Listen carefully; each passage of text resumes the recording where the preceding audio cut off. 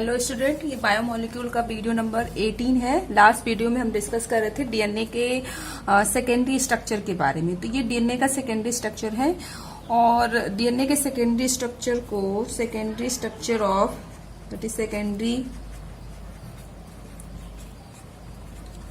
Structure of DNA, secondary का DNA का secondary structure. Primary structure में पॉलीन्यूक्लियोटाइड चेन बनते हैं और यही पॉलीन्यूक्लियोटाइड चेन जो है वो आपस में कुंडल या यूं कह सकते हैं कॉइल्ड हो जाते हैं, तो वो हमारा सेकेंडरी स्ट्रक्चर डीएनए का बन जाता है। तो डीएनए का सेकेंडरी स्ट्रक्चर के बारे में किसने बताया था या किसने डीएनए का सेकेंडरी स्ट्रक्चर किसने डिस्कवर किया? तो ये हमारा किसने बताया, that is Watson and Crick. Watson and Crick. Watson and Crick ये दो साइंटिस्ट थे जिन्होंने डीएनए के सेकेंडरी स्ट्रक्चर के बारे में बताया था, जिसके लिए उन्हें नोबेल प्राइज भी मिला है, नोबेल प्राइज। क्लियर? अब डीएनए का जो सेकेंडरी स्ट्रक्चर है इसमें दो पॉलीन्यूक्लियोटाइड चेन होते हैं, टू पॉलीन्यूक्लियोटाइड चेन। क्लियर? एक ये वाला और एक दूसरा वाला। तो ये कहने का मतलब किसी भी डीएनए के स्ट्रक्चर में दो पॉलीन्यूक्लियोटाइड चेन उपस्थित होते हैं और दोनों पॉलीन्यूक्लियोटाइड चेन के बीच का जो डायमीटर होता है वो होता है 2 नैनोमीटर। तो डायमीटर कितना होता है? डायमीटर 2 नैनोमीटर होता है। क्लियर? इसके अलावा जो आपका डीएनए का सेकेंडरी स्ट्रक्चर है, द्विकुंडलित संरचना है, डबल हेलिकल स्ट्रक्चर है, और उसके एक कॉइल में एक कुंडल में ये जो एक आपको एक कॉइल दिख रहा है, एक कुंडल दिख रहा है, इसमें 10 न्यूक्लियोटाइड उपस्थित होते हैं। इस वाले में कितने? 10 न्यूक्लियोटाइड, 10 नाइट्रोजिनस बेस उपस्थित होते हैं। नाइट्रोजिनस बेस उपस्थित होते हैं। क्लियर? तो एक गोले, सिंपली कहें एक गोले में 10 नाइट्रोजिनस बेस उपस्थित होते हैं। और हमने आपको पहले बताया कि नाइट्रोजिनस बेस 4 हैं आपके, एडेनिन, थाइमिन, ग्वानिन और साइटोसिन। एडेनिन और थाइमिन के बीच में 2 हाइड्रोजन बॉन्ड, ग्वानिन और साइटोसिन के बीच में 3 हाइड्रोजन बॉन्ड बनता है। तो ये डीएनए का सेकेंडरी स्ट्रक्चर है। क्लियर? इसके अलावा तो हमने डीएनए का स्ट्रक्चर देख लिया। तो डीएनए के स्ट्रक्चर में प्राइमरी स्ट्रक्चर में पॉलीन्यूक्लियोटाइड बनेगा और सेकेंडरी स्ट्रक्चर में 2 पॉलीन्यूक्लियोटाइड मिलकर के सेकेंडरी स्ट्रक्चर बनाते हैं। क्लियर है? अब हम बात करेंगे आरएनए के स्ट्रक्चर के बारे में। आरएनए का भी स्ट्रक्चर जो है, आरएनए का स्ट्रक्चर ऑफ आरएनए,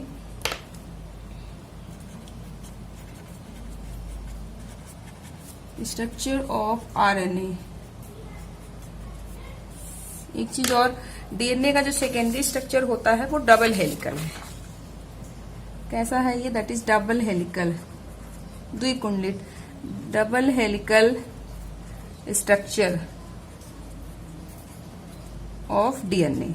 तो डीएनए का जो स्ट्रक्चर है सेकेंडरी स्ट्रक्चर, उसमें 2 हेलिक्स उपस्थित होते हैं, डबल हेलिकल द्विकुंडली संरचना होती है। जबकि आरएनए के स्ट्रक्चर की बात करें तो आरएनए में सिंगल स्ट्रैंड, यहाँ पर भी पहले पॉलीन्यूक्लियोटाइड बनेगा, बिल्कुल जैसे डीएनए में बनाया था वैसे ही। तो जो पॉलीन्यूक्लियोटाइड चेन बनेगा, सिंगल पॉलीन्यूक्लियोटाइड चेन बनता है।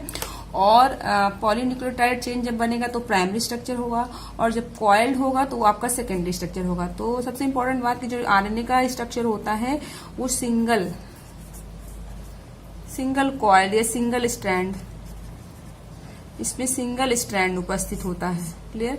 सिंगल स्ट्रैंड होता है और एक कुंडलित होता है। जो आरएनए की जो संरचना होती है वो एक कुंडलित होती है, इसमें केवल एक ही कॉइल्ड उपस्थित होता है, सिंगल स्ट्रैंडेड स्ट्रक्चर होता है।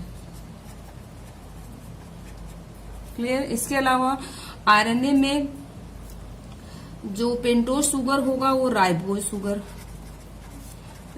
शुगर होगा, जबकि डीएनए में क्या था? डीऑक्सीराइबोज शुगर था।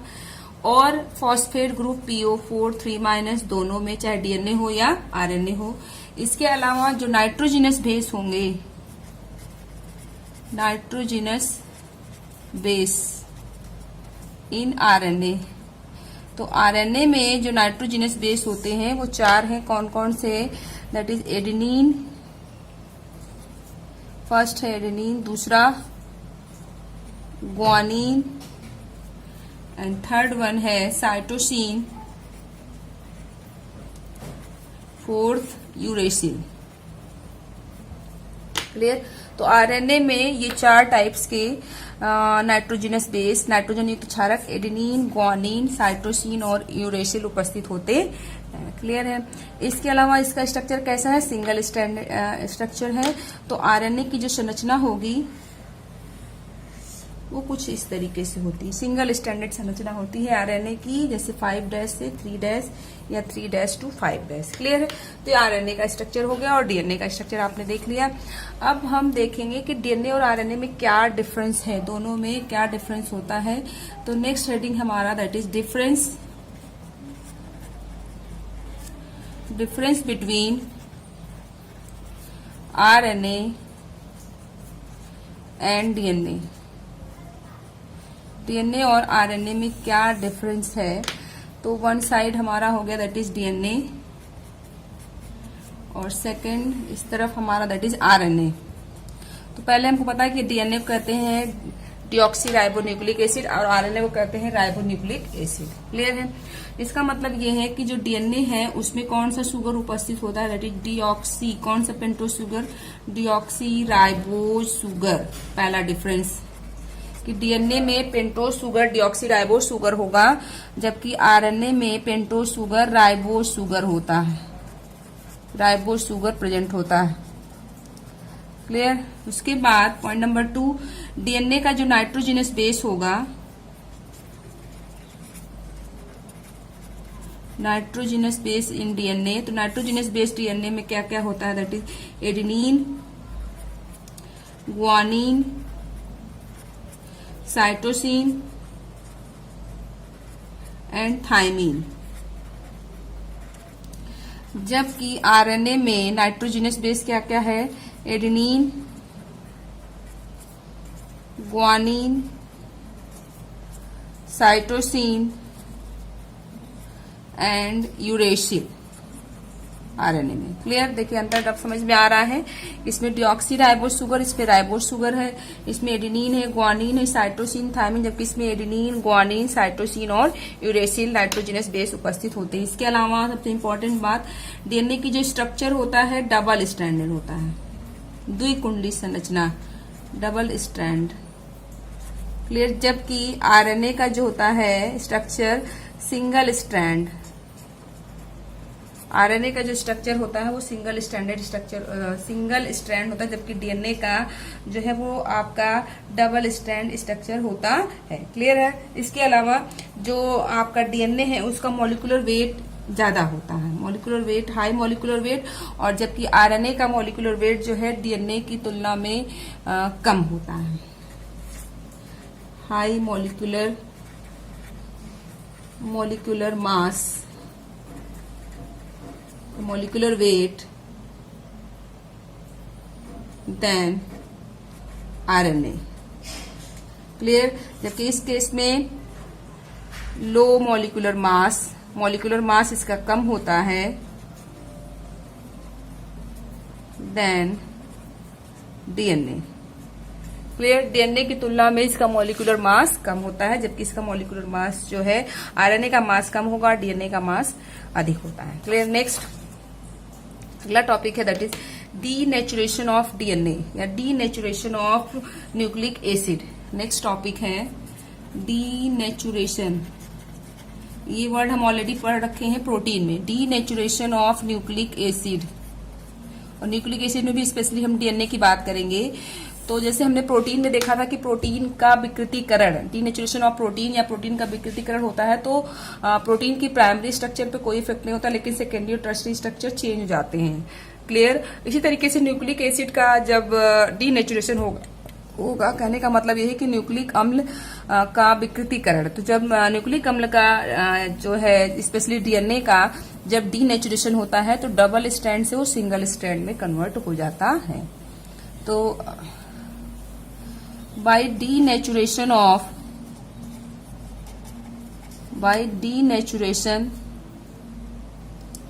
double strand double strand of DNA converted into single strand. Clear? तो डीएनए का जब डीनेचुरेशन होता है, विकृतीकरण, तो वो डबल से सिंगल स्ट्रैंड में कन्वर्ट हो जाता। Next and the last topic of nucleic acid, that is usage of, या इसका क्या फंक्शन होता है। Function of nucleic acid. Nucleic acid का क्या फंक्शन है? तो इसमें फर्स्ट है दैट इज रिप्लिकेशन। रिप्लिकेशन क्या होता है? मतलब न्यूक्लिक अम्ल का जो इम्पोर्टेंट फंक्शन है, कार्य है, न्यूक्लिक अम्ल का जो महत्वपूर्ण कार्य है वो पहला क्या है? That is replication. रिप्लिकेशन का क्या मतलब होता है कि बायोमोलिक्यूल एग्जैक्ट अपनी कॉपी तैयार कर लेना। It is the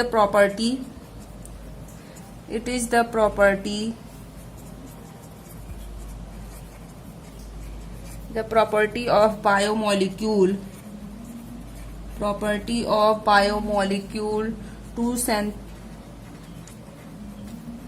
to synthesize exact copy of itself। Clear? तो सबसे मतलब रिप्लिकेशन का मतलब ये होता है कि बायोमोलिक्यूल जो है अपनी same to same copy, biomolecule की प्रॉपर्टी होती है, it is the property of biomolecule कि वो बिल्कुल अपनी जैसी कॉपी को तैयार कर लेना ही क्या कहलाता है कि रिप्लिकेशन। दूसरा इंपॉर्टेंट यूज है that is protein synthesis. Protein की सिंथेसिस करना। न्यूक्लिक अम्ल जो है वो प्रोटीन सिंथेसाइज करते हैं, प्रोटीन की सिंथेसिस करते हैं और जेनेटिक इंफॉर्मेशन को जो है वो ट्रांसफर करते हैं। Transformation of genetic information. Clear? Next है ट्रांसफॉर्मेशन ऑफ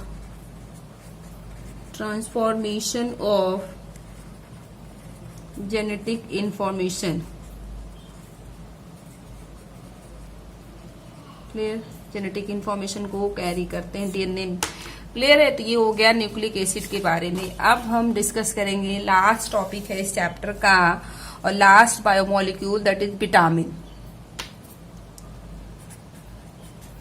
विटामिन के बारे में हम डिस्कस करेंगे। विटामिन ये भी क्या है? एक प्रकार का बायोमोलिक्यूल है, हमें इसके बारे में पढ़ना है। तो विटामिन होता क्या है, विटामिन क्या होते हैं, थोड़ा सा देख लें विटामिन क्या है।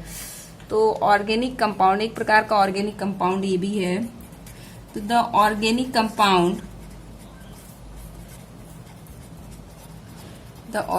Compounds that are necessary to maintain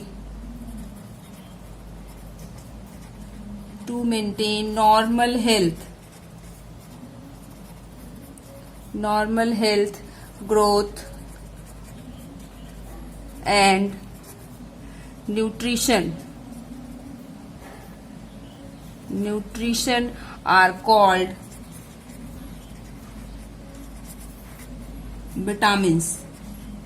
तो विटामिन्स क्या होते हैं? विटामिन्स एक प्रकार का बायोमोलिक्यूल है और यह वह ऑर्गेनिक कंपाउंड है, वह कार्बनिक यौगिक है जो कि हमारे हेल्थ के लिए, हमारी बॉडी में मतलब हमें अपने आप को मेंटेन, नॉर्मल हेल्थ, हमारी बॉडी की हेल्थ को, ग्रोथ को और न्यूट्रिशन के लिए जरूरी होते हैं, उसे विटामिन कहते हैं। तो विटामिन हमारे बॉडी के लिए बहुत जरूरी है, जिसको हम जो है अपने डाइट के द्वारा, अपने डाइट से, अपने मतलब जो भी चीजें हम खा रहे हैं, फूड है या फिर जो है हम फ्रूट्स खा रहे हैं, जो भी चीजें हम खाते हैं उसके द्वारा, मतलब हम अपने भोजन के द्वारा, अपने खाने पीने की सहायता से हम विटामिन को अपनी बॉडी के अंदर लेते हैं। यदि विटामिन की कमी होती है तो उससे डिफरेंट टाइप के डिजीज भी होते हैं, डिफिशियंसी, जिसे हम डिफिशियंसी डिजीज ऑफ विटामिन कहते हैं।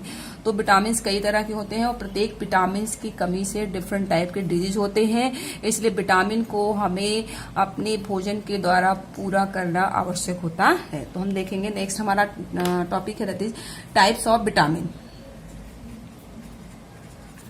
Types of vitamins. तो विटामिन्स आपके जो हैं वो दो टाइप्स होते हैं, 2 types of vitamin. 2 types of vitamins. Vitamins आपके 2 टाइप्स के होते हैं। क्लियर। एक वाटर सोल्यूबल होता है, मतलब टाइप्स ऑफ विटामिन या क्लासिफिकेशन ऑफ विटामिन। तो विटामिन्स को जनरली 2 भागों में वर्गीकृत किया गया है, क्लासिफाई किया गया है। फर्स्ट है वाटर सोल्यूबल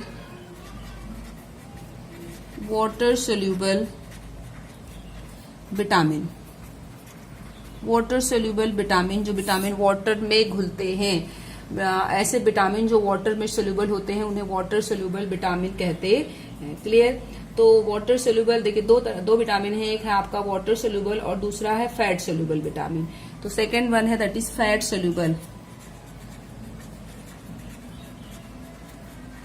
सोल्यूबल विटामिन। तो वो विटामिन जो वाटर में घुलते हैं उसे वाटर सोल्यूबल, और वो विटामिन जो कि आपके फैट में डिसॉल्व होते हैं, घुलते हैं, उसे हम फैट सोल्यूबल विटामिन कहते हैं। क्लियर। तो फैट सोल्यूबल विटामिन देखिए कौन कौन से हैं। फैट सोल्यूबल विटामिन है आपके विटामिन ए, डी, ई, के। Vitamin A, D, E and के। क्लियर।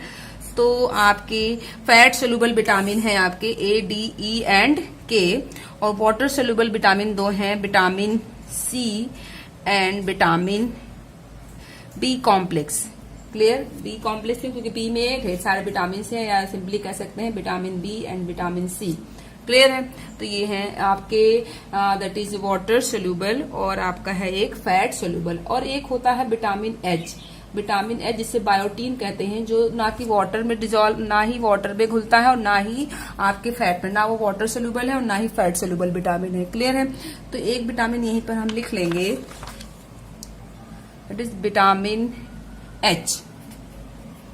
विटामिन एच जिसका केमिकल नेम होता है बायोटीन।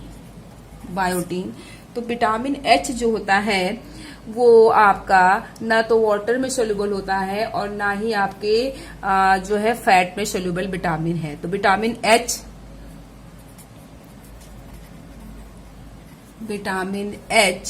इज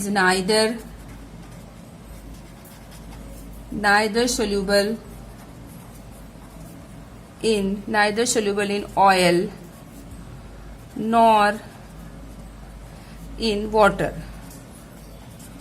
तो आपका जो बायोटीन है विटामिन एच, वो ना तो वाटर में सोल्यूबल होता है और ना ही ऑयल में सोल्यूबल होता है। तो तीन तरह से हमने इसको क्लासिफाइड कर लिया, विटामिन वाटर सोल्यूबल और फैट सोल्यूबल। फैट सोल्यूबल कौन कौन से हैं? Vitamin A, vitamin D, vitamin E and vitamin के। और वाटर सोल्यूबल 2 हैं आपके, विटामिन बी, विटामिन सी। और बायोटीन विटामिन एच, जो कि ना तो वाटर में डिजोल्व होता है और ना ही आपका ना तो वाटर सोल्यूबल है और ना ही आपका फैट सोल्यूबल है। क्लियर।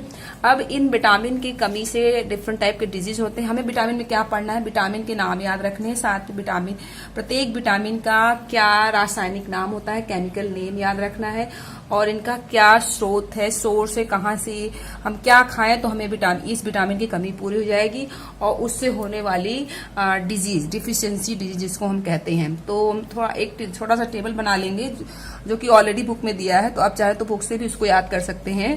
तो देखिए कॉलम बना लेंगे, दैट इज सबसे पहले विटामिन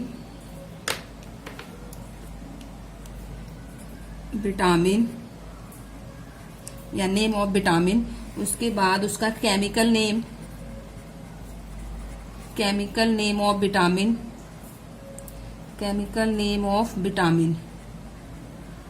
विटामिन का केमिकल नेम, और उसके बाद सोर्स कि वो कहाँ क्या खाएं तो हमें उस विटामिन की कमी जो है पूरी हो जाएगी। और नेक्स्ट है दैट इज डिफिशियंसी डिजीज, किस विटामिन की कमी से कौन सी बीमारी होती है, डिफिशियंसी डिजीज। क्लियर है। तो फर्स्ट इसमें देखेंगे हम 1 by 1। सबसे पहले दैट इज विटामिन ए, और पहले हम देख लेते हैं फैट सोल्यूबल विटामिन। सबसे पहले हम देख लेते हैं फैट सोल्यूबल विटामिन, क्योंकि विटामिन 2 हैं, वाटर सोल्यूबल, फैट सोल्यूबल। तो पहले हम फैट सोल्यूबल विटामिन देखेंगे। और फैट सोल्यूबल में कौन कौन से हैं आपको पता है, vitamin A, vitamin D, vitamin E and vitamin के। तो सबसे पहले हम देखेंगे इसके अंतर्गत विटामिन ए।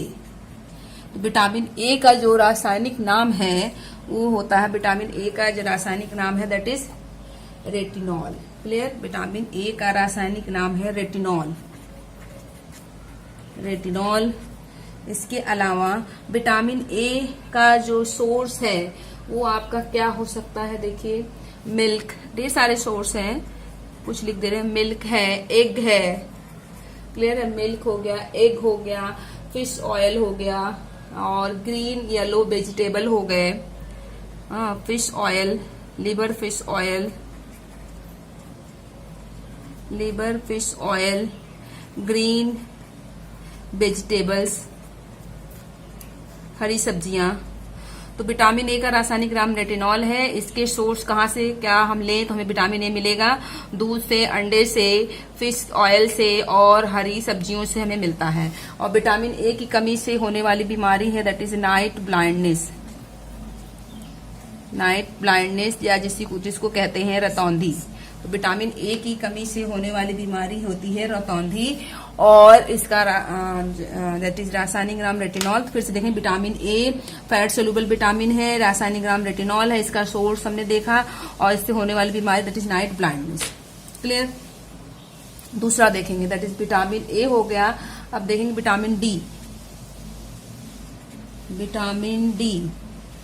क्लियर? नेक्स्ट है हमारा fat soluble vitamin that is vitamin D. अब आपको पता है कि विटामिन डी जो है सबसे इम्पोर्टेंट सोर्स की बात करें तो विटामिन डी हमें जो है वो कहाँ से मिलता है, सनलाइट से। विटामिन डी कहते हैं कि हर जो है धूप लेना चाहिए, इससे क्या होगा, विटामिन डी की कमी पूरी हो जाती है। तो फिलहाल हम नाम की बात करें, इसका रासायनिक नाम क्या होगा, that is calciferol. Calciferol vitamin D का रासायनिक नाम है कैल्सीफेरॉल। क्लियर? कैल्सीफेरॉल है। और विटामिन डी हमें कहाँ से मिलता है, ये भी फिश ऑयल से मिलता है। कॉड लीवर ऑयल, कॉड क्या है, फिश है, cod liver oil fish oil से मिलता है। और इसके अलावा आप देख सकते हैं कि सनरेज से मिलता है, सनरेज, सनलाइट। क्लियर? और विटामिन डी की कमी से होने वाली जो डिजीज है वो आप देख सकते हैं कि विटामिन डी की कमी से होने वाली डिजीज जो है आपकी रिकेट्स है, जो कि बच्चों में होता है, इन्फेंट बच्चों में। और बड़ों में होने वाली जो डिजीज है दैट इज ऑस्टियोमलेशिया।